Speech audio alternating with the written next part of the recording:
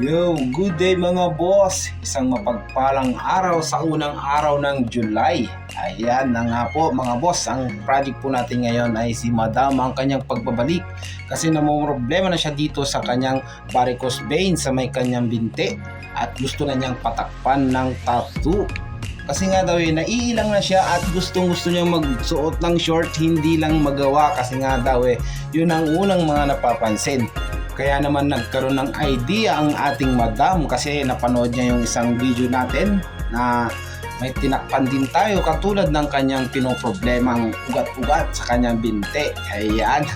Kaya dali-dali ang ating kliyente para mag-message sa atin at isend yung kanyang design kung pwede daw bang ipangtakip doon sa kanyang ugat-ugat. Ayan na nga po mga boss.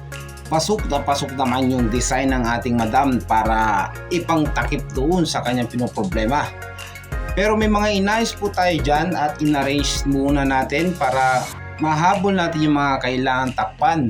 Ayan mga boss. Bali, dalawang klaseng needle lang po ang ginamit natin dyan. Isang 11RS sa mga power line at 5RL naman dun sa pointillation technique na ginawa natin para sa shading.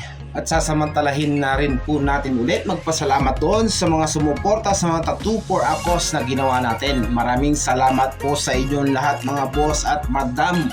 Maraming salamat sa tiwala at suporta na binibigay nyo sa amin. Hayaan nyo po at lalo ko pong gagalingan at pagbubutihin ang aking trabaho. Alright, bali ito na po yung obra natin mga boss. Cover up varicose vein. Maraming salamat sa tiwala madam.